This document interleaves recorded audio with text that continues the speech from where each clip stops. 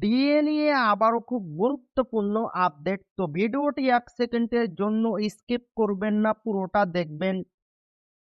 আর আপনি যদি আমাদের চ্যানেলের নতুন দর্শক হয়ে থাকেন এবং চ্যানেলকে সাবস্ক্রাইব না করে থাকেন, তো অবশ্যই চ্যানেলকে সাবস্ক্রাইব করবেন এবং আমাদের পাশে থাকবেন। তো ভিডিওটি শুরু করা যাক। ১ই এপ্রিলেই ডিএ বাড়ছে রাজ্য সরকারি কর্মীদের।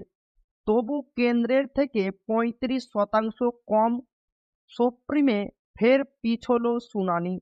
১ই এপ্রিল থেকে বর্ধিত হারে ডিএ বা মহার্ঘ ভাতা পাবেন রাজ্য সরকারি কর্মচারীরা।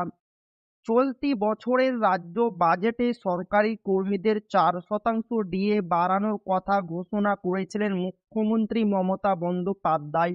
সেই মতো এবার থেকে ১৮% হারে ডিএ পাবেন রাজ্য সরকারি কর্মচারীরা। মঙ্গলবার এই নিয়ে বিজ্ঞপ্তি জারি করল নবান্ন।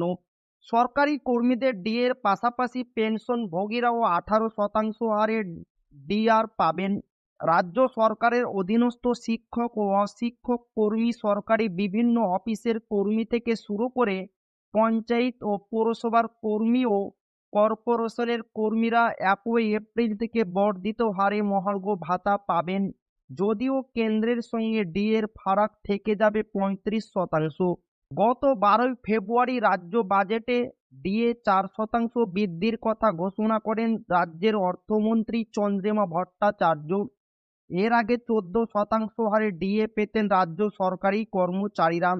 ২০২৩ সালের বাজেটে ৩% ও ২০২৪ সালের বাজেটে ৪% ডিএ বাড়ানো হয়েছিল। সেখানে কেন্দ্রীয় সরকারি কর্মচারীরা সপ্তম বেতন কমিশনের আওতায় ৫৩% হারে ডিএ পাচ্ছেন। সেই বৈষম্য দূর করতে দীর্ঘদিন ধরে দাবি জানাচ্ছেন সরকারি কর্মচারীদের একাংশ। এবারের বাজেটে কিছুটা প্রত্যাশা পূরণ করেছিল রাজ্য সরকার। সেই মতো এবার ১লা এপ্রিল থেকে কার্যকর হতে চলেছে বর্ধিত হারে ডিএ। যদিও তাতে চিড়ে ভেজেনি। ন্যায্য হারে ডিএ দেওয়ার দাবিতে ধর্মঘটের পথে হাঁটছে বাম সংগঠনগুলি। আগামী ৭ থেকে ৯ এপ্রিল রাজ্য জুড়ে সরকারি দপ্তরে ৩ ঘণ্টাব্যাপী ধর্মঘটের ডাক দিয়েছেন তারা। অন্যদিকে মঙ্গলবার সুপ্রিম কোর্টে রাজ্য সরকারি কর্মচারীদের মহার্ঘ ভাতা বা ডিএ মামলার শুনানি ছিল।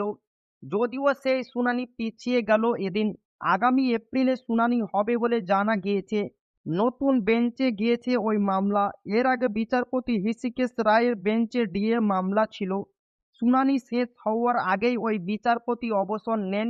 ফলে গত ৩ মাস ধরে মামলাটি শুনানির জন্য আসেনি।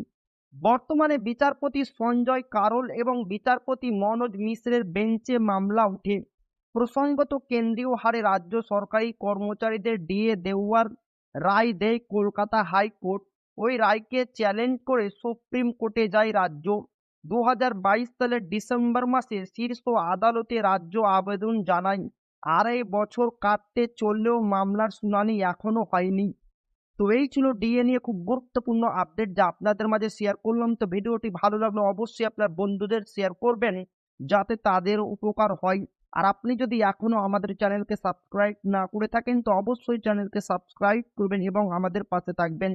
তো আবারও দেখা হবে ডিএ রিলেটেড খুব গুরুত্বপূর্ণ ভিডিওতে।